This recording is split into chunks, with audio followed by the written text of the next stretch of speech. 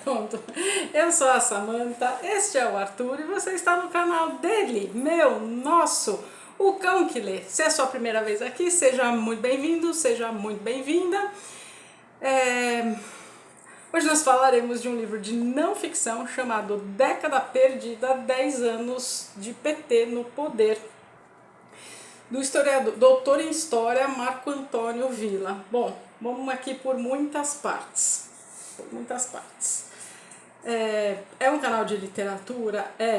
Não é um canal de direita, não é um canal de esquerda, mas é um canal que haverá, porque eu gosto, e inclusive comecei na literatura, isso por uma outra hora, lendo não ficção, lendo história, lendo filosofia, lendo política. E política é um assunto que eu me interesso demais. E aí, no final eu vou deixar aqui para vocês, você escolhe para ser minha próxima leitura, que ia ser qualquer uma menos esta. Mas, enfim, eu optei por essa e vamos ver como que será aceito e entendido. Eu vou me ater aos fatos do livro, que aliás é muito interessante, porque mesmo ele tendo as predileções políticas dele, ele de verdade narrou os fatos. Há uma bibliografia muito interessante aqui no final, e aí apenas no final ele faz as considerações finais da década perdida. Então ele só dá a mesma opinião dele no final. Aqui, no início, que é analisado desde os 10 primeiros anos, então é quando o Lula foi eleito para o seu primeiro mandato em 22, então começa já o livro, que daí já vou até começar dando o tom. Primeiro ele também tem uma coisa bem interessante aqui. Os capítulos são por anos. Acho que não vai dar para ver porque minha luzinha aqui sempre estoura. Foi uma análise feita baseada em dados ano a ano. Aí você vai falar, nossa, no meio dessa crise polarizada, por que você quis falar deste livro? Né? Quer dar um tiro no pé, tá querendo aí correr atrás de 1000 inscritos e tá parecendo que tá pendendo? Não, porque eu tenho outros livros aqui de direita, tem uma dele, do mesmo autor, sobre o Collor, que eu nunca consegui adquirir. Se alguém quiser me presentear, editor, aceito, e faço resenha também. Eu não tenho crise com isso, porque eu acredito sim. Tanto é que a última resenha foi O Mundo Assombrado pelos Demônios, do Carl Sagan, que é a questão da... Tudo bem que lá ele está focando na questão, sim, de trazer luz ao conhecimento, às coisas, para não serem assombradas por demônios, mas mais na questão astronomia, por assim dizer. Aqui a gente está numa realidade que é nossa, Brasil. E eu estava, pensando esse tempo todo, vendo, acompanho muito. Eu sinto falta de uma... Eu vou tomar muito cuidado com as minhas palavras para que eu não seja mal interpretada. Mas eu sinto falta de dados. Então, quando eu pego um livro com uma bibliografia de algo que aconteceu, eu acho muito válido e engrandece qualquer debate. Então, seja você petista, seja você lulista, seja você bolsonarista, seja você de esquerda, direita, como você quiser se rotular, vale a pena todo tipo de leitura, seja da linha qual você segue, seja não, porque se você for de direita, por exemplo, e ler um livro desse, de direita, tipo, ser um bolsonarista ferrenho, por exemplo, eu nem gosto de citar esse tipo, de nomes, mas aqui eu vou citar alguns. Você tem mais propriedade, tem mais conteúdo, você tem mais embasamento teórico para poder criticar a oposição. E se você está do outro lado, no caso lá do petista da história, você tem dados para se confrontar caso você nunca soube. E aí aqui é por onde eu vou começar. E aí a minha pergunta é, quantos anos você tem hoje? Você fala, Samantha, o que tem a ver? Então, 2003, dia 1º de janeiro de 2003, Lula toma posse, sai Fernando Henrique Cardoso. Tá. Quantos anos você tem hoje? Porque se você falar pra mim, eu tenho 30, eu vou falar, nasceu em 93, e por aí. Então você tinha 10 anos, você não tinha como acompanhar o que estava acontecendo. E, muitas aspas, pior, se você falar para mim, nasci em 2000, 2001, 2002, 99, sequer acompanhou o primeiro governo Lula, o segundo governo Lula, depois quando ele, aspas, passou o bastão a Dilma.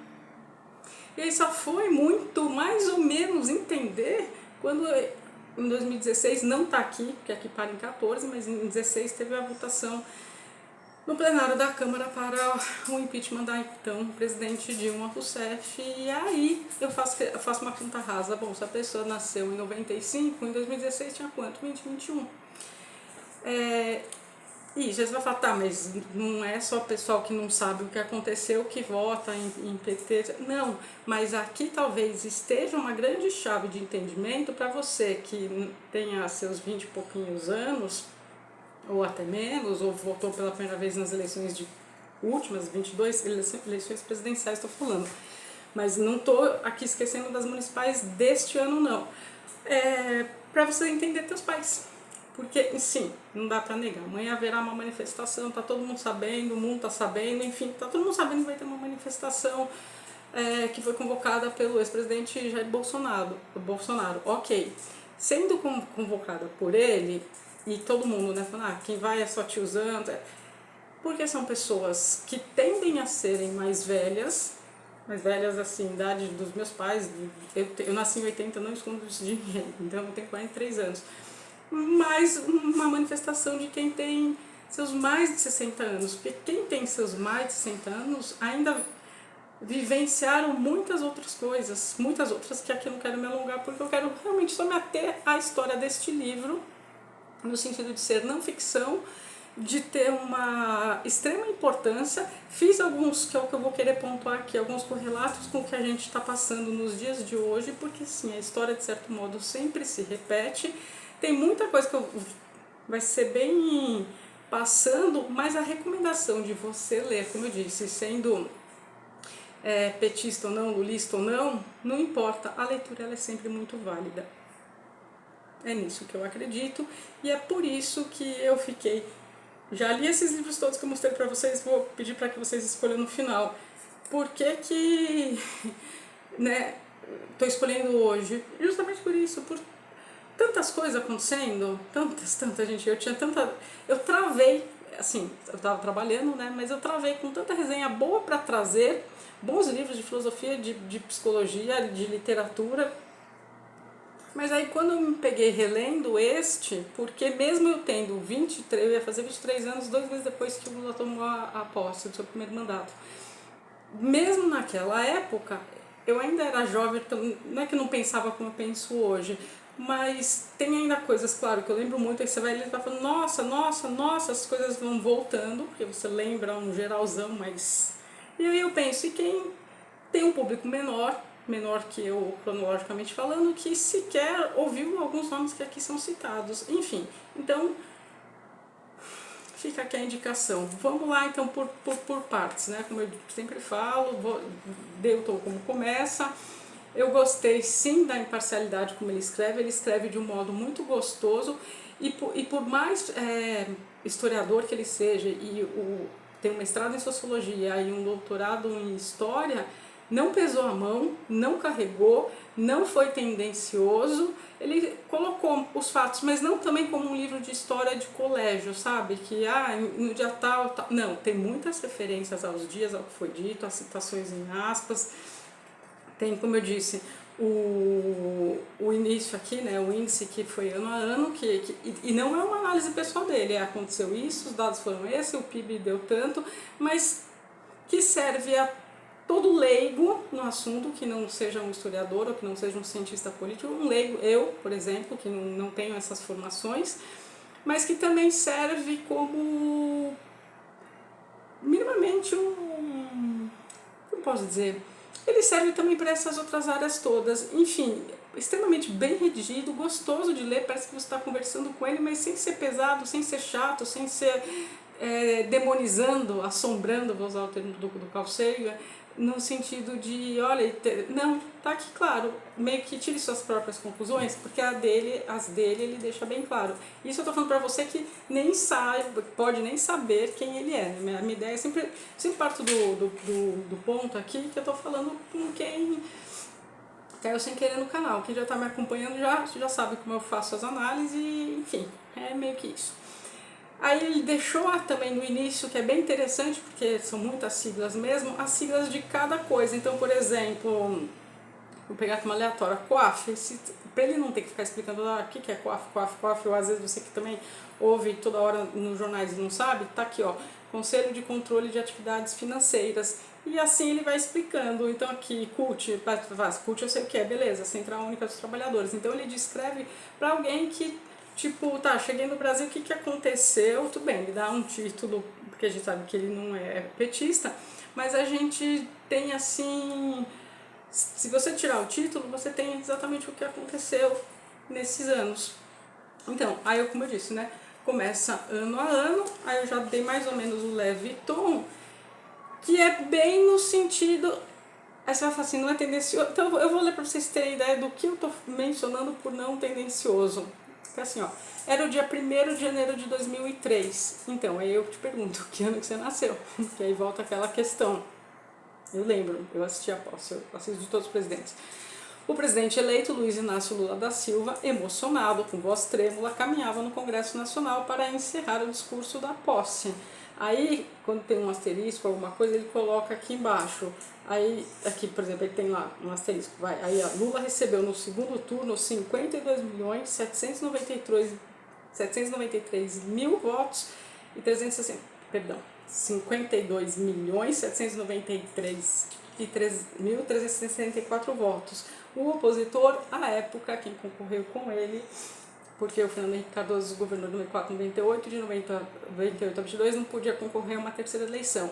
Era um PSDBista, né, era do PSDB, foi o José Serra. O José Serra ficou no segundo turno com 33.370.739 votos, então teve uma diferença expressiva sim.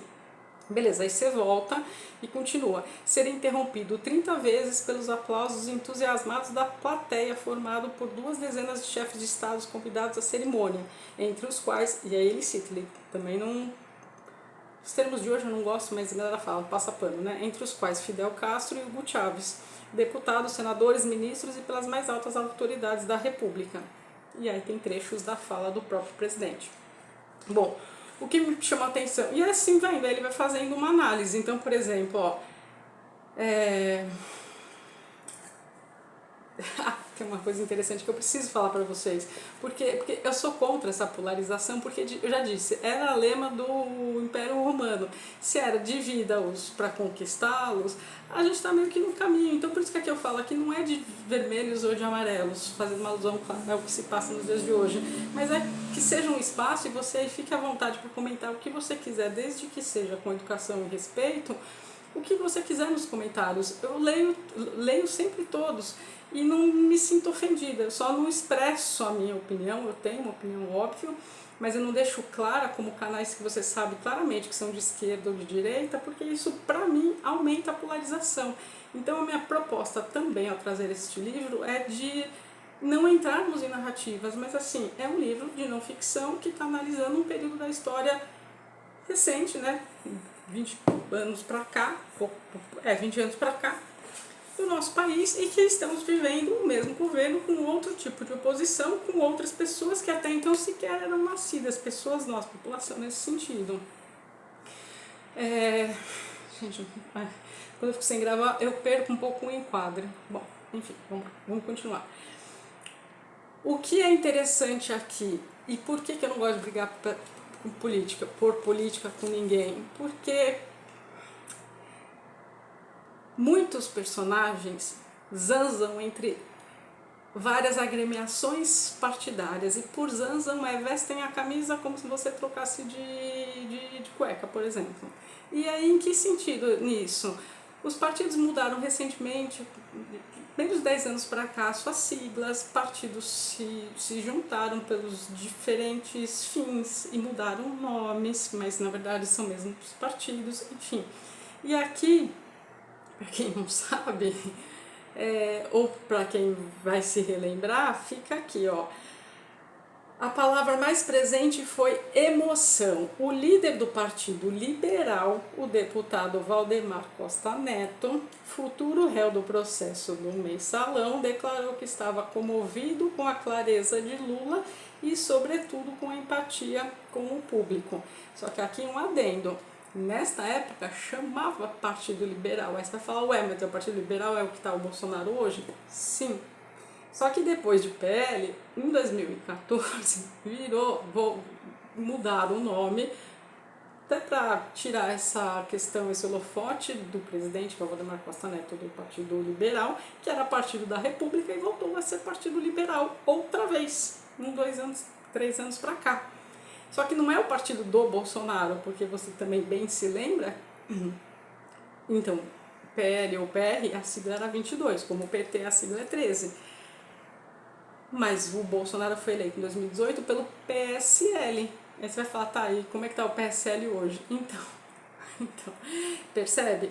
E também por que o Valdemar Costa Neto aqui está elogiando? Porque o vice, que você sequer se lembra, porque eu garanto que você só lembra do vice da Dilma, que foi sim o Michel Temer, mas o primeiro vice do Lula em 2003 foi do Partido Liberal. Sim, gente. Então, enquanto a gente está aqui, a gente, a população, se matando por causa disso, por causa daquilo outro, e não estou tirando a razão de ninguém, só estou trazendo, vamos pensar, vamos refletir para a gente tomar as melhores decisões, porque as coisas se acirraram muito quando a gente observa como era até as oposições feitas, até ele conversando com o Fernando Henrique Cardoso, que era um opositor, não era como é hoje, neste tom agressivo, neste tom bélico. E isso muito me preocupa, porque isso pode acometer todos nós de uma maneira que a gente sequer consegue conceber.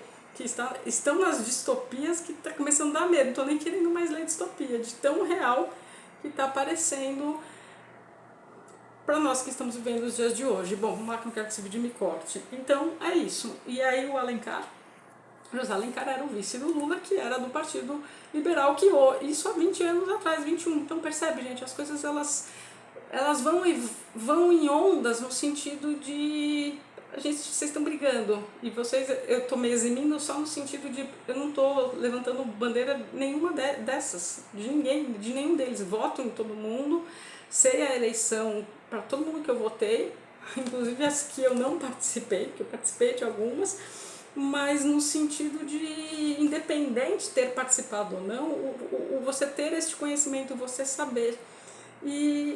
Enfim, né? Não vou falar que as pessoas estão alienadas, porque as pessoas não eram nem nascidas, e aí tudo bem, porque fica como uma nota de rodapé de estudei e vi isso na escola, mas é muito mais do que isso. Bom, pois bem, vou começar a separar isso algumas coisas.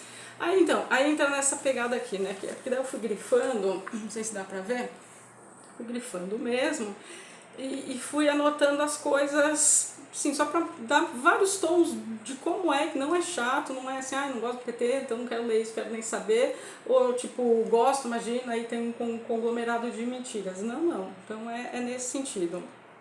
Aqui, ó. Bom,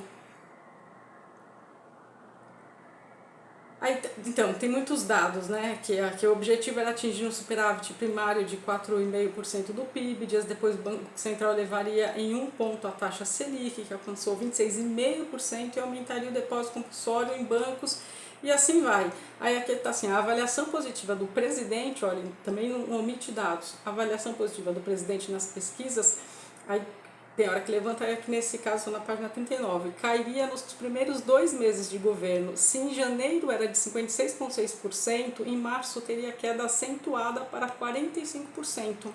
Um sinal claro de que a retórica teria de ser substituída pela ação. Lula se esforçaria, basta recordar que foi ao Sindicato dos Metalúrgicos de São Bernardo do Campo e tentou justificar o marasmo do governo usando suas conhecidas metáforas, aspas, falando o presidente. Então, tive de esperar 9 meses para nascer, depois 11 meses para andar, depois 12 meses para falar papai e mamãe, por que vou fazer as coisas com pressa? Enfim, são os discursos do Lula que não mudou, mudou o tom e assim, tá em outra escala agora, mas enfim. Encantados pelo poder, os petistas começavam a saborear os privilégios, aqueles mesmos que combateram durante 2 décadas. Agora, porém, era a vez deles, estavam satisfeitos, tinham engordado, muitos trocaram de mulher, optando pelas mais novas, enfim. Aí tem esses exemplos, e aí leia com o coração aberto. Aí a gente tem, né, o pessoal hoje fala da Janja, mas ele era casado com a dona Marisa, que faleceu, né? Enfim. Mas todo mundo fala agora, todo mundo, né, que atacam. Agora a Janja vai ocupar um espaço no governo. Nem é a primeira vez. Talvez ela, enquanto mulher, só esteja rivalizando com a ex-falecida, porque a dona Marisa despejou aqui o Frei Beto, tem livro dele aí também. Aí aqui explica quem é Frei Beto, que a população vai ficar muito longa, e isso não é uma aula, é só uma resenha de um livro para você se interessar e ler. Seria despejado do terceiro andar do Palácio do Planalto, deslocado para um anexo, de modo a que no lugar fosse instalada a primeira-dama, Dona Marisa. Era a primeira vez que a esposa de um presidente tinha gabinete em plena sede do governo. Então, assim, né? Começou lá.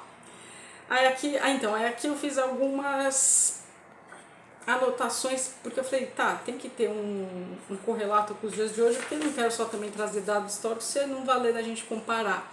E aí aqui eu peguei aqui um parágrafo, ó, as constantes críticas do vice, José Alencar, sobre a política de juros criariam várias saias justas no Planalto. Alencar vocalizava as ressalvas dos empresários, que imputavam às altas taxas de juros o baixo investimento no setor. Os consumidores também estavam insatisfeitos com os juros dos cartões de crédito e do cheque especial. Então, quantos anos você tem? Que daí você nem sabe o que é cheque especial, que você nem usou. Mas aí aqui eu coloquei, seria o que aconteceu ano passado com o ministro Haddad, ministro da Economia, a questão que teve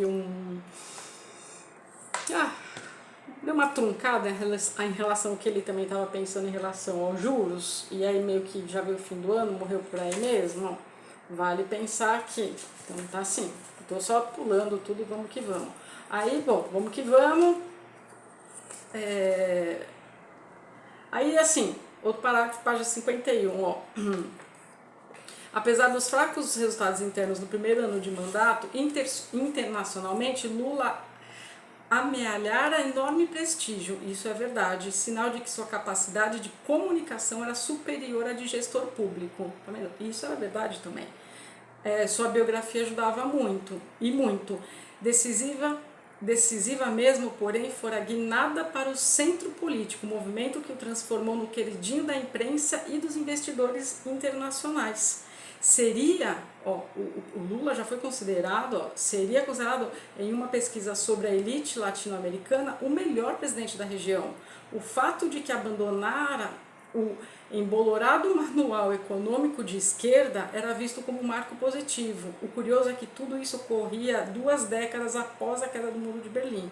Ou seja, né, a gente está aqui no começo dos anos 2000, o muro caiu em 89. Lula simplesmente aceitara o óbvio, mas era louvado como se reinventasse a roda. E sim, aí ele vai usando metáforas. Aí aqui a gente tem aqui, ó, neste ano, por exemplo, o programa Fome Zero não decolara. Frei Beto, seu coordenador, logo se afastou. E aí vai contando a trama política de quem se afastou, quem não, enfim. Aí aqui, ó, isso foi bem bacana. Mas assim, de novo, olha a semelhança. Dá para tirar esse recorte e falar que é de hoje, sei lá. O presidente aproveitaria o prestígio para agregar um acentuado tom terceiro-mundista à diplomacia brasileira. Em um ano, visitara 21 países do chamado terceiro mundo. Era uma forma de dar internamente alguma satisfação aos setores de esquerda do PT, aborrecidos com aquela política econômica tão distante do velho programa petista. E também de resgatar um velho anti-americanismo do Itamaraty, cuja origem remontava aos tempos de Geisel. Havia ainda interesse em robustecer a candidatura do Brasil como membro permanente do Conselho de Segurança da ONU, algo que vinha sendo proposto desde a gestão de FHC.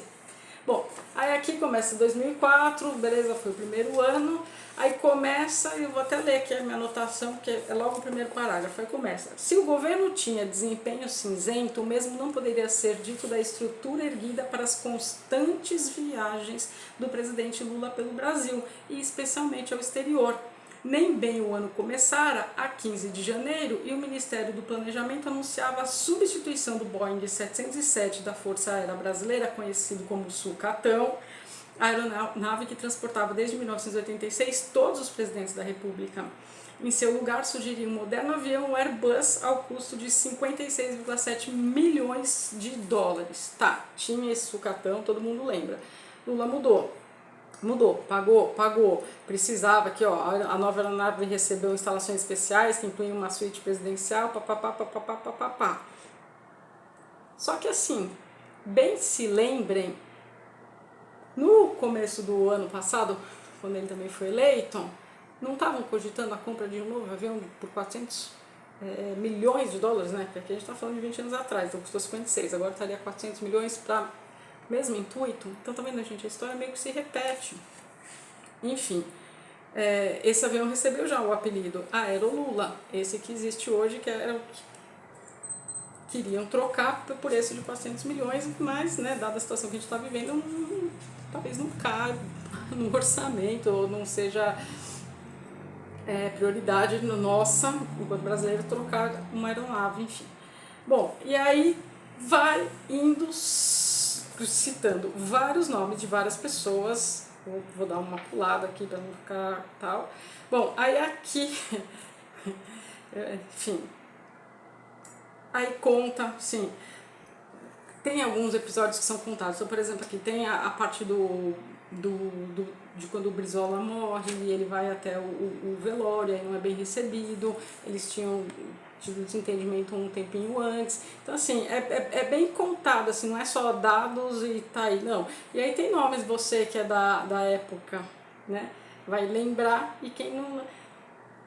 Delúbio Soares, Palocci, Zé Dirceu. E o Zé Dirceu atende, bom, vou falar mais pro finzinho. Bom, aí a gente anda aqui um pouco mais pra frente, aí conta do velório, aí conta, ó, realizada em 12 de junho, a festa junina na Granja do Torto, organizada por Lula e Marisa Letícia, que era a esposa dele, comemoravam 30 anos de casamento. Teria grande destaque em jornais e revistas, talvez por quem pusesse aos convidados muitos ministros, enfim, tal, eram essas coisas aí que faziam. Estão fazendo diferente? Não. Aqui. Bom, aí já no começo de 2004, já tá, aqui ó, o PT já mirava as eleições presidenciais de 2006. Faça o paralelo, se em 2004 está mirando 2006, a gente está em 2024, já está mirando as de 24 e as de 26 mesmo do projeto de poder. E aí, dia desses, eu vi o Zé Dirceu, que foi ex-presidente do... Hoje é a Gleisi Hoffmann, presidente do Partido dos Trabalhadores, mas o Zé Dirceu já foi. E não faz tanto tempo assim, eu assisti uma entrevista dele falando que o projeto de poder do PT agora é pensar pelo menos pelos próximos 12 anos. Assim, em teoria, a nossa Constituição hoje só permite 2 mandatos, então seriam 8.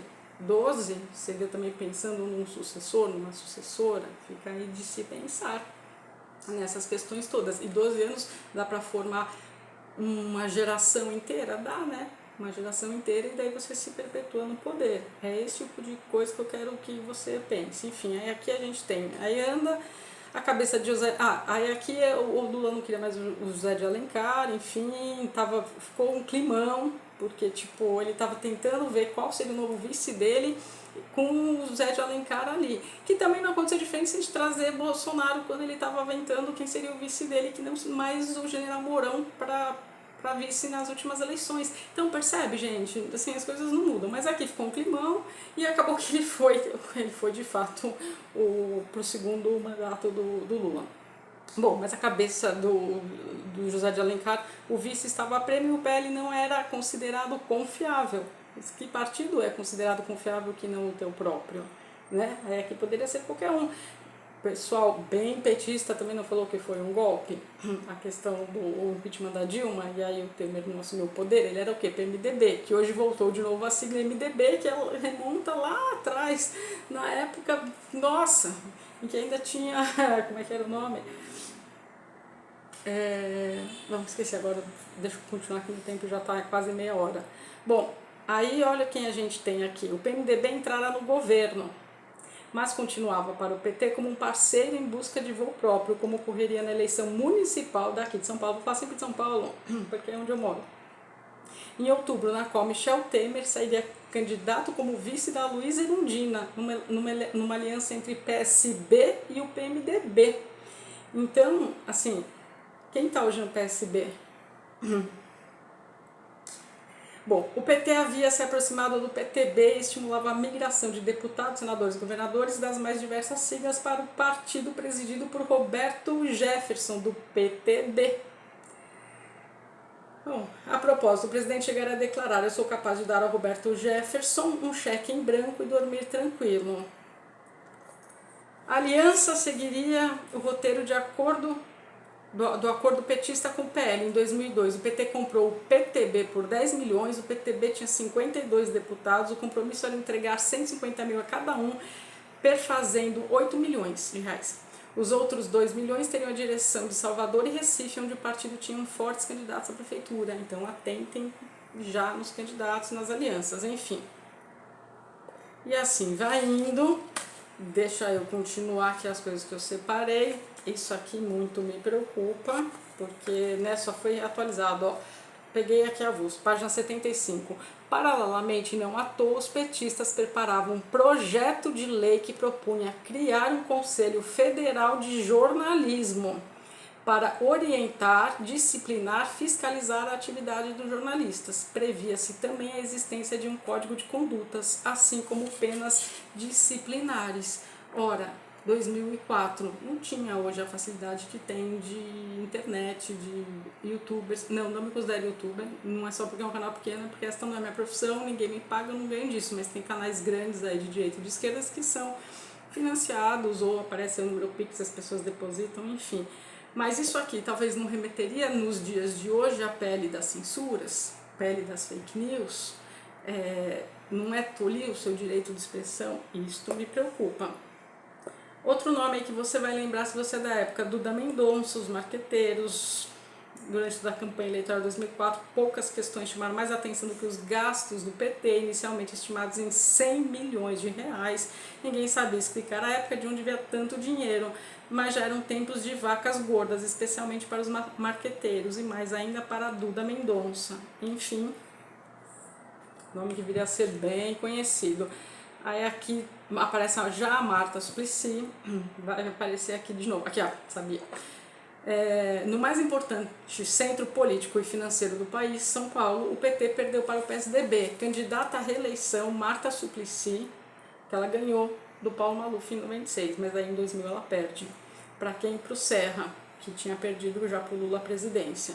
Então, Marta Suplicy teve no primeiro turno 35% dos votos contra 43% do Serra, uns quebradinhos, estou só arredondando. Uma diferença de 7,7 pontos percentuais. No segundo turno, depois de uma dura disputa, Serra confirmaria a vitória com 54,36% a 45,14%, abrindo uma vantagem de quase 10% para Marta. Marta, que aqui era do PT, que depois saiu, foi para o MDB. Aqui não menciona, então não vou entrar em detalhes, mas ela foi há pouco tempo refiliada. Quem assinou a ficha de filiação dela ao próprio Partido dos Trabalhadores foi o próprio Lula. Teve uma festa e tudo mais, porque para ela sair a vice na chapa com bolos, que é PSOL, guardem isso. Então as coisas elas vão se interligando. Bom, embora sem sequer se aproximar da meta de 800 prefeituras, o PT nessa época queria ter 800 prefeituras. Lembrando que a gente tem mais de 5 mil municípios no Brasil, então ele queria 800 prefeituras. É muita coisa isso, gente. Mais do que dobrar o número de conquistados. Se em 2000 o PT tinha 187, passou para 411. Então, registre-se bem, o PT foi o partido mais votado somando as eleições dos municípios do primeiro e segundo turno. Aí aqui vai citando as operações, enfim, as outras coisas. Termina assim: o ano de 2004 acabaria sendo melhor para o Lula do que o de 2003. Os resultados ainda estavam muito distantes das promessas eleitorais. Mesmo assim, o governo obtivera alguns êxitos. No campo econômico, conseguiu uniformizar o discurso, algo facilitado após a saída de Carlos Lessa da presidência do BNDES. Atenção, eu coloquei aqui para mim, eu já sei o que eu vou falar. Ademais, seguindo característica do PT, o presidente conseguira transformar pessoalmente pequenas vitórias em momentos gloriosos, verdadeiros marcos históricos. Se a política de comunicação social ainda não adquirir a eficácia de anos posteriores, já era então possível identificar os primeiros sinais do fanismo lulista, assemelhado ao do regime militar, que investia em slogans como "Eu sou brasileiro e não desisto nunca". Lula alcançava metade do mandato falando muito e realizando pouco. O PT, sob absoluto controle de José Dirceu, que eu já falei agora, estava satisfeito e a vida brasileira continuava. Segundo o Datafolha, o governo fechava o ano com uma avaliação positiva, bom e ótimo, de 45% dos entrevistados, 2 pontos a menos que a FHC em 96. Naquela altura, tudo indicava que Lula seria simplesmente mais um presidente a passar por Brasília. Bom, aí termina e começa 2005. Aí vai comentando o que acontece, vai comentando quem é presidente, vai da Câmara, do Senado, Severino, Roda Viva, Roberto Jefferson, o que deu errado, o fundo do FMI, quanto está devendo, e assim vai indo até então, ó, tô aqui na página 103 agora. Novas revelações ligavam deputados do PT, do PP e do PL a retiradas milionárias nas contas das empresas de Marcos Valério e documentos associavam o publicitário Duda Mendonça e sua sócia Zilmar Fernandes da Silveira a saques nas contas de Valério no Banco Rural. 5 dias antes, em 14 de julho, numa sessão do Senado, Arthur Virgílio atacara Lula veemente. Aspas. Vamos acabar também com essa história de que o senhor Lula não sabe de nada. Até o meu filho de 10 anos sabe. Ou ele é um completo idiota, ou o senhor Lula sabe de toda a corrupção que se passou embaixo do seu nariz. Continuava, na melhor das hipóteses, senhor Lula, o senhor é um idiota. Na melhor das hipóteses, na pior, o senhor é um corrupto. O senador chamaria o presidente de idiota 17 vezes e explicaria que idiota era elogio, pois se chamar de corrupto teria de pedir o impeachment. Isso por quê? Por causa da questão do mensalão toda, que aí aqui é toda ela mais ou menos explicada, mais ou menos que eu digo, não é o foco, mas vai se desenrolando, vai se destrinchando. E aí tem muitos valores, mas ó, Delúbio Soares, nossa gente, tá um trava-línguas hoje. Delúbio Soares, José Genuíno, Silvio Pereira, Marcos Valério, Marcelo Leonardo, ó, aparece de tudo um pouco. Então, assim, ele ainda traça algumas comparações, até aqui, ó, Marcos Valério logo deixou clara a sua posição. Temos 3 hipóteses. A primeira é derrubar a República. Vamos falar tudo de todos, PT, PSDB, PFL, todos, não sobra ninguém. A segunda hipótese é a tática PC Farias. PC Farias que foi no esquema do Fernando Collor, que foi empichado por causa de uma elba. Não só isso, tá? Mas bem a grosso modo. Ficar calado, só que ele ficou calado e morreu. A terceira hipótese é um acordo negociado de Caixa 2. Genuíno propôs então um acerto pela terceira opção, com o aval de todos, portanto a farsa do Caixa 2, do dinheiro não contabilizado, transformava-se ali na versão oficial do mensalão, a ser doravante propaganda pelos petistas como um mantra. E aqui segue. Ó, não seria fácil obter esse resultado, página 107, porque para completar denúncias atingiam também a família do presidente. A 9 de julho desse ano que eu comecei, revelou-se que a Game Corp de Fábio Luiz Lula da Silva, ou Lulinha, receberam uma injeção de 5 milhões provenientes da Telemar, a empresa do filho do presidente. No entanto, tinha capital de apenas 200 mil reais. Tudo muito nebuloso, pois Lulinha não era considerado um empreendedor de sucesso. Ex-monitor de zoológico de São Paulo, onde realizava trabalho voluntário, tinha se transformado da noite para o dia em empresário bem-sucedido. Até aí, porém, passava. A questão era outra, a Game Corp jamais se mostrara sólida e para gravar dava sucessivos prejuízos. E assim vai indo, vai contando, vai continuando a história. No dia seguinte, José Genuíno renunciou à presidência do PT e quem assumiu foi Tarso Genro. Aí continua, não bastasse a febre do mensalão, então, de novo, quantos anos você tinha em 2004? Você nasceu em 2000, você tinha 4 anos, mas daí você votou nas últimas eleições, votou sabendo disso? Não, sem saber disso. Não bastasse a febre do mensalão, Lula teria de enfrentar ainda problemas com o titular da Previdência Social, posso ter nem nunca escutou esse nome, o senador Romero Jucá. Ele assumiu o ministério em março, mas já então as acusações que lhe pesavam contra eram bem conhecidas. E assim vai indo. Você vai falar, nossa, não tem nada bom nesses anos? Tem aqui, ó. A gestão Haddad ficou marcada pela sólida aliança com os barões do ensino privado através do programa ProUni, criado em 2004 pelos escândalos anuais, quando da realização dos exames do Enem, pela expansão indiscriminada de universidades e institutos de ensinos federais de qualidade duvidosa. Bom, gente, eu não estudei pelo ProUni, conheço gente que por esse programa pôde ter a oportunidade de ter estudado, e isso eu vejo como uma coisa positiva. Mas fato é, quando as pessoas falam nas universidades não tendem, quando eu fui fazer meu mestrado na PUC, pendem sim, dá uma puxada bastante para a esquerda, nem vou falar que não. Enfim, e aí vai continuando, eu ia falar até do que não fala aqui, não fala de triplex de Guarujá, não fala do impeachment, né, de nem estar nessa parte do impeachment da Dilma, não fala de triplex de Guarujá, não fala de sítio em Atibaia, não tem nada disso aqui, tá? É bem focado na parte política mesmo, e na habilidade política do Lula de falar, os discursos, enfim. É colocado aqui a Marina Silva, isso aqui é interessante também, deixa eu ver aqui ó.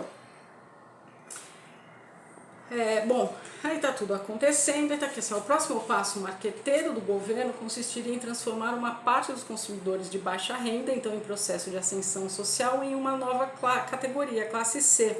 Assim, da noite para o dia, a classe média era inchada com mais de 20 milhões de pessoas, como se fosse possível uma revolução econômica em tão curto espaço de tempo.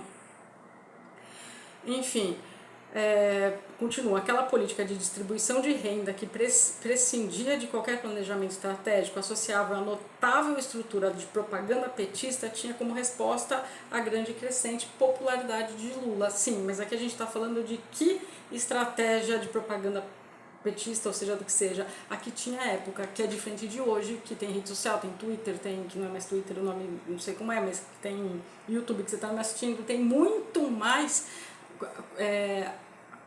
como correr do que antes, do que há 20 anos atrás. É isso. A falta de planejamento, aliás, era dos maiores problemas do governo. A política econômica trabalhava com curto prazo, aproveitando os bons resultados das exportações e da entrada de capital estrangeiro.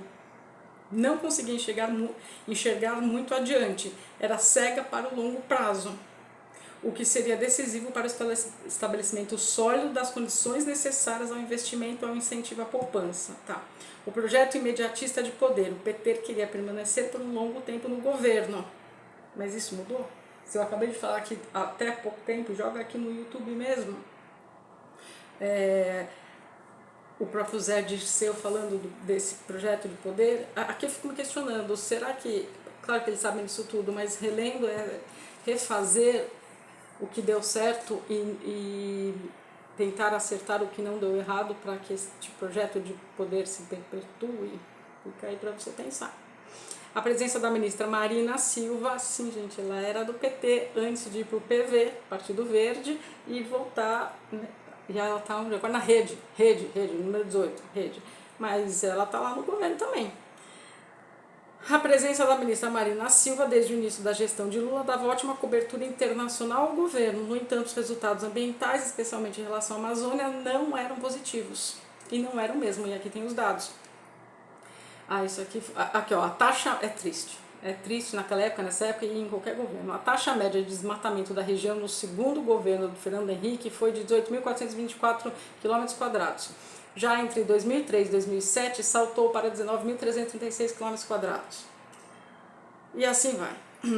Aí aqui tem, a ministra havia perdido quase todas as batalhas travadas no interior do governo, principalmente após a ascensão de Dilma Rousseff à chefia da Casa Civil. Já vamos falar da Dilma. Lula tinha uma concepção original sobre o tema, aspas, fala de Lula. Marina, essa coisa de meio ambiente é igual a um exame de próstata, não dá para ficar virgem toda a vida. Uma hora eles vão ter que enfiar o dedo, ele completa, da gente. Então, companheira, se é para enfiar, é melhor que enfiem logo. O presidente sempre ridicularizou as preocupações dos ambientalistas. Ficara célebre a galhofa sobre as pererecas. Eu vou resumir aqui porque é bem grande o parágrafo, mas ficou bem famoso mesmo. Eu só vou começar como o Lula falou. Aliás, vou falar o que ele disse. Eu vou contar uma coisa para vocês que é triste. Esses dias a gente está fazendo um grande viaduto no Rio Grande do Sul, ligando a BR-101, que vai trazer muita gente da Argentina para o Brasil e muita gente do Brasil para a Argentina, de Osório a Palhoça, em Santa Catarina. Este túnel tem 1000 e poucos metros e encontrar do lado do túnel uma perereca. Todo mundo aqui sabe o que é uma perereca. Pois bem, e aí resolveram fazer um estudo para saber se aquela perereca estava em extinção. Aí teve que contratar gente para procurar a perereca. E procura a perereca, e procura a perereca, e procura a perereca. Sabem quantos meses demorou para descobrir que a perereca não estava em extinção? 7 meses. A obra parada. Eu espero que aqui no Acre não apareça nenhuma perereca na ponte do Rio Juruá. Foi eleito com a bandeira também de que o governo anterior não dava atenção, e não estou falando que dava, mas que foi martelado que não dá atenção para o meio ambiente, vai ter Marina Silva, ora, ela já era. Ora, o que é dito. E aqui isso era dito mesmo, porque quem estava lá 20... Bom, gente, eu virei vegetariano em 2004, não era como é hoje, era terrível. Era terrível e a gente era tido aqui literalmente como ecochatos. Então aqui assim, ó, com o governo com esse discurso chamava atenção a demora da ministra do Meio Ambiente em pedir demissão, que acabaria ocorrendo em 13 de maio do ano do início, aqui não fico repetindo. Aí ela escreveu... Na breve carta enviada a Lula, a Marina disse: esta difícil decisão, senhor presidente, decorre das dificuldades que tenho enfrentando há algum tempo para dar prosseguimento à agenda ambiental federal. Aí ela foi substituída por quem? Se você nasceu em 2000, você não sabe quem é, pesquisa aí, por Carlos Mink, considerado menos severo na concessão das licenças ambientais, cuja lentidão, de acordo com o Planalto, dificultava diversos empreendimentos. Como sinal dos novos tempos, a repercussão da saída da Marina foi pequena. Para o desenvolvimento lulista, a defesa do meio ambiente era coisa de ecochatos. Aí aqui fala um monte do BNDES, que eu estou devendo um vídeo disso também, enfim. Tem aqui a Operação Satyagraha, que é mencionado também, então assim, tem muita coisa. Aí de novo volta às eleições, gente, vai sempre voltar às eleições. O Partido dos Trabalhadores acabaria derrotado no maior colégio eleitoral do país, São Paulo, de novo, porque só ganhou a Marta uma vez e o Haddad em 12, teve isso também. E é por isso que a campanha está tão grande para põe Marta como vice, vai Boulos, enfim, querem tirar a Tabata Amaral, que é quem está no PSB, partido do Márcio França, partido do vice, hoje o Geraldo Alckmin, que era do PSDB, enfim, olha quantas coisas tem por trás. Mas aqui quem que ganhou? O Gilberto Kassab do DEM, apoiado desde o primeiro turno pelo governador José Serra, venceu com folga Marta Suplicy, que tentou várias vezes, ela foi derrotada, enfim. Aqui não conta, mas bem por cima dizem as más línguas que ela saiu do PT depois que o Lula escolheu a Dilma e não ela. Enfim. Fica aí para você tirar suas conclusões, fica aí para você ir atrás e ler, porque é isso. Aí tem muita coisa. Aí, bom, vai começar aqui o ano de 2010. Aí, aqui ele já falou bastante da Dilma, preparou bastante a Dilma, e aqui começa, 2010, primeiro parágrafo, página 209. Lula começou o ano como cabo eleitoral de Dilma. Nos primeiros comícios, travestidos de inauguração ou de lançamento de obras do PAC, disse que estava enterrando o figurino Lulinha, Paz e Amor, construído na campanha 2002. E aí a Dilma apareceu enquanto tudo que é canto, e aqui ó, Dilma foi tratada por Dilminha, moça menina, ela era rigorosa, sua melhor qualidade, fantástica gerente, teria verdadeira obsessão pelos estudos e pela leitura. Aí, curioso elogio da parte de alguém que sempre fez questão de demonstrar o desprezo pela cultura letrada. Enfim, assim vai, fala bastante do PAC, PAC é o que é? Programa de Aceleramento do Crescimento, é isso, mas também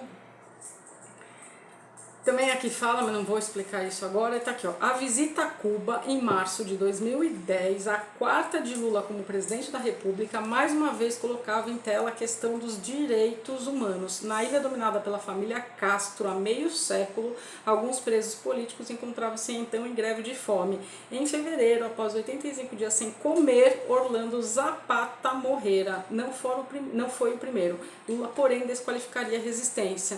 Lamento profundamente que uma pessoa se deixe morrer por fazer uma greve de fome. Vocês sabem que sou contra, porque fiz greve de fome. E conclui.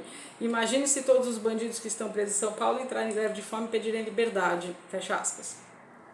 O presidente, que mentia, cometera 2 graves erros. A greve de fome dos cubanos era de prisioneiros políticos condenados por uma ditadura quando defendiam as liberdades democráticas. Esse é o primeiro. O segundo dizia a própria greve de fome dele, que teria feito em 1980, e aí ele tentou ludibriar os colegas, ainda enganando, colocando umas bolachinhas embaixo umas balinhas aqui, ó, embaixo do travesseiro e tal.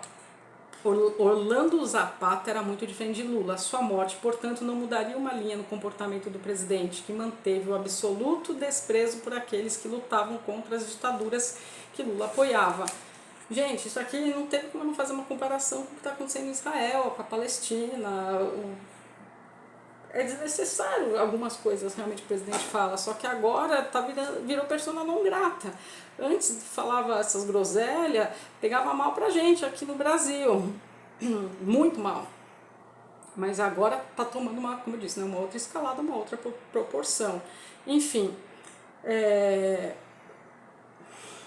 aí aqui, ó, em agosto, mesmo ano, isso foi em maio, repetiria esse comportamento no caso de Sakineh Ashtiani, não lembro como fala, acho que era Ashtiani, a iraniana condenada a 99 chibatadas e à morte por lapidação, acusada de adultério. Pressionada a tomar uma posição, Lula disse que não poderia passar o dia atendendo a pedidos que as leis dos países deveriam ser respeitadas. Frase do Lula, abre aspas. Um presidente da república não pode ficar na internet atendendo todo o pedido que alguém pede de outro país. É preciso tomar muito cuidado porque as pessoas têm leis, as pessoas têm regras. Se começarem a desobedecer as leis deles para atender pedidos de presidentes, daqui a pouco vira uma avacalhação. Mas que contradição.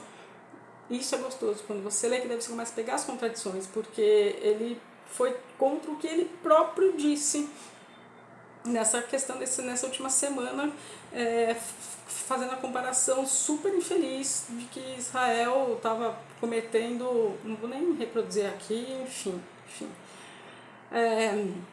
E nada fez. Pior, em 9 de julho, no Conselho de Segurança da ONU, o Brasil, juntamente com a Turquia, seria o único país entre os 15 integrantes a votar contra as sanções ao Irã pelo programa nuclear. A pressão internacional, no entanto, acabou levando a justiça iraniana a rever o processo, mas sem qualquer palavra do governo brasileiro. Gente, não precisa nem somar um mais um, tá claro, isso aqui estava acontecendo em 2010, 14 anos depois, agora nós em 24, acontecendo a mesma coisa, com outras proporções, porque o mundo está em outras proporções, o mundo está tendo guerra, completou 2 anos agora a invasão da Ucrânia e a Rússia, que também nada foi dito, enfim, deixa eu terminar aqui, para daí vocês, já dei vários tons, né, aqui 2011, aí continua, aí tem Palocci, aí tem aqui, ó, aí tem a liberação do dinheiro do BNDES, tem muitos dados, enfim, não vou ficar repetindo, vocês já entenderam o tom de tudo. Ó, em setembro de 11 foram divulgadas as estimativas, daí talvez alguns jovens ainda se lembrem, dos gastos com a organização da Copa do Mundo. Tudo indicava que seria uma repetição dos Jogos Pan-Americanos do Rio de Janeiro de 2007. Jogos Pan-Americanos de 2007, não estou falando das Olimpíadas de 16 não. Cujas despesas superaram em 10 vezes o valor previsto para a Copa. O governo, 3 anos antes, divulgava que seriam gastos 23,4 bilhões. O valor já quadruplicara em setembro a 112 bilhões. Faltava transparência nos investimentos, os projetos eram precários. Enfim, muitos enfins, porque se nasceu em 2000, você tinha 11 anos, você não vai lembrar disso tudo, e vai só lembrar do 7-1 que o Brasil levou da Alemanha na Copa. Mas quantas obras inacabadas estão aí, deu uma bucha isso aqui, uma bucha. Enfim. Bom, vamos a 2012, não que não seja importante todo o resto, porque tem muita coisa. Aí em 2011 foi realmente, irresponsavelmente, o governo passar a usar e abusar do BNDES, que é o Banco Nacional de Desenvolvimento Econômico e Social. Daí aqui tem uma longa, vou deixar para outra Mas aqui, enfim, vou deixar para outro vídeo, mas aqui ó, o banco virou uma espécie de benfeitor do grande capital às expensas, claro, do interesse público. Somente em 3 anos essa política custará ao contribuinte 28 bilhões. Desde a crise de 2008, o governo repassou ao banco 282 bilhões, tomados a juros mais altos do mercado. Explicando melhor, em dezembro de 2011, o Tesouro pagou em média 12,83% por títulos emitidos para financiar o BNDES e este devolveu o empréstimo ao próprio Tesouro com taxa de apenas 6%. Os custos da operação, segundo o governo, seriam compensados pelo reaquecimento da economia, geração de empregos e consequente aumento de arrecadação. Foram transferidos bilhões de reais do Estado para os grandes grupos privados nacionais em empréstimos, com juro de pai para filho e filho predileto. Não à toa, aqui eu nem mencionei o Guido Mantega, então, mas estava sendo, enfim, muitos enfins. Aí aqui, para eu poder finalizar, o fantasma do mensalão voltaria, página 254, o fantasma do mensalão voltaria a ameaçar o PT. O ministro Gilmar Mendes, do STF, denunciou em maio que fora convidado para uma reunião no escritório do ex-presidente do Supremo, Nelson Jobim, onde estava presente Lula, que teria insinuado que era melhor adiar o julgamento para depois das eleições e que, em troca, blindaria o ministro de uma possível ligação com Cachoeira e o senador Demóstenes Torres. Gilmar Mendes rejeitou de imediato a tentativa de coação e mais, denunciou publicamente o fato. Lula desmentiu. Nelson Jobim nem isso. E o fato gravíssimo, único na história da República, logo seria olvidado. Agora, por que eu quero falar isso? Aí aqui, as contas, em 2002, para piorar, teve contas pagas pelo ex-tesoureiro do partido e réu no processo, Delúbio Soares. Em 2006, repetiu em representação encaminhada ao TSE que o esquema jamais fora comprovado. A sua namorada, tal, também, enfim. Por que eu estou falando nisso? Porque aqui agora vem Ricardo Lewandowski. Lewandowski, no entanto, aceitara a tese da defesa, segundo a qual a quantia se destinava a pagar pesquisas de campanha encomendadas pelo PT. A sessão terminou em atrito. Barbosa diz que rebateria as dúvidas e divergências do colega. O revisor pediu então a garantia da tréplica e ameaçou deixar o plenário caso não pudesse falar. A condenação dos primeiros réus, no total seriam 25, começou 28 de setembro. Foram condenados Pisolato, Marcos Valérios, mais 2 sócios do empresário. Em contrapartida, Luiz Gushiken foi absolvido. 3 dias depois, João Paulo Cunha sofreria tripla condenação no STF e desistiria da candidatura em Osasco, aqui na região metropolitana de São Paulo. Os ministros Rosa Weber e Luiz Fux seguiram o voto do relator, Joaquim Barbosa, condenaram o réu por crime de corrupção ativa. Já Ricardo Lewandowski votaria pela sua absolvição, alegando que as acusações contra Dirceu não passavam de ilações e conjecturas. Em seu voto, o ministro Marco Aurélio Mello estranhou: não tem mandante? Tudo teria sido uma articulação do ex-tesoureiro Delúbio Soares? Lewandowski apenas repetiria o mantra: não tenho provas para condenar José Dirceu. Então, bom, deixa eu ver aqui se tem mais alguma coisa. Não. Aí, quer dizer, tem, mas para eu terminar e não me cortar o vídeo. Porque daí eu mencionei esse finzinho, porque talvez quando as pessoas falem agora, é a República das Togas, e aí vai ter manifestação amanhã, e aí você não entende que seu pai ou sua mãe, ou seus pais, ou seus tios, ou sei lá quem, irá até a manifestação para apoiar o Bolsonaro. A questão, às vezes, fico me perguntando, será que é o Bolsonaro enquanto pessoa, ou será que foram pessoas que vivenciaram, passaram por isso vivendo a história e por contrapartida, o próprio PT fez o Bolsonaro, por assim dizer, e aí ele com as pernas próprias, sabendo usar melhor os meios sociais, meio de comunicação, com o carisma que tem político ou não, enfim, daí fica seu caráter, não sou eu que vou aqui bater martelo para nenhum lado, mas que representa tudo o que não é isto. E aí você não entende, fica a polarização da questão LGBT, da questão meio ambiente, mas aqui não tá falando nada de LGBT, mas a questão não dos homossexuais, mas na questão aqui, rebateu os argumentos, a Marina Silva voltando, a questão do desmatamento, a questão do não, agora a gente não... Vamos pegar a volta dos ecochatos. Os ecochatos não eram nem nascidos, eles não sabem disso, não interessa revisitar a história. E isso não só para o lulismo, que aqui ele faz também uma diferenciação entre o lulismo e o petismo. Não só isso, mas porque a história é facilmente esquecida, e isso eu lamento muito, quando a gente esquece o nosso próprio passado, porque a tendência a incorrer no mesmo erro, ela é enorme. Então a gente precisa olhar para ter um olhar mais crítico sobre o que foi, o que está acontecendo diante dos nossos olhos, o que está de semelhante, o que dá para a gente parar. Aqui eu relendo, eu vi muito claramente que não tinha essa intenção de inflamar um contra o outro, até porque várias vezes é citado o próprio Fernando Henrique indo até o Palácio do Planalto, tendo conversas com o Lula para ver o que podia melhorar. Antigamente a oposição continuava sendo oposição, mas não era rival, não era arqui-inimigo, sabe? Era uma coisa assim, vamos tentar o que é o melhor dentro do possível, embora tenha esse jogo centrão de partidos, por assim dizer, bem rasamente, que já está muito longo. Mas é mais no sentido de você pensar, de você se questionar. Nossa, compraram avião, quiseram outro avião, 20 anos, muita gente não tinha nascido.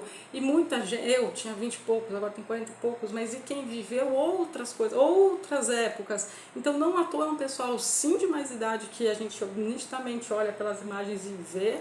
O mensalão, a gente vê aqui um projeto de poder, você faz o quê? Você começa, qualquer guia aí, como ser um conquistador tem, você começa a agregar aliados. Aqui a gente tinha um Supremo Tribunal Federal que debatia, que discutia, que arguía, né, as coisas. Hoje em dia, será que está assim? Hoje em dia, será que está todos foram muito indicados pelo mesmo que está no poder e aí todo mundo se blinda? Hoje algumas falas são mais impositivas de você não poder, você não poder falar exatamente o que você pensa ou ir contra aquilo que estão falando. Manifestação, eu não vou em nenhum tipo de manifestação, e não é que eu não me posicione, é porque, enfim, mas ela é um direito constitucional, e até o último jornal que eu vi hoje pela manhã, estavam ainda tentando barrar o direito da manifestação. Uma pena que eu me mudei tanto, mas eu tinha uma revista de 2013, quando também subiram lá, não acho legal ninguém subir em canto nenhum público, depredar nada, mas quando subiram com bandeiras também do Brasil à época, porque é a bandeira que qualquer um lá de fora de outro país, olha e sabe quem somos. É esse o significado. E tá tudo muito...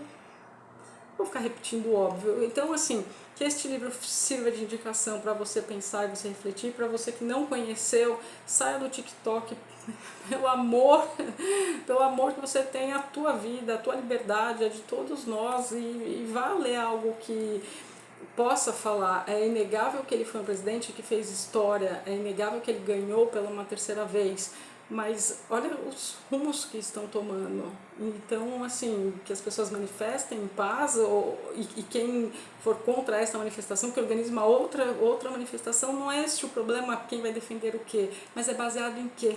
Porque aqui ainda era mais difícil ter a questão das fake news, né?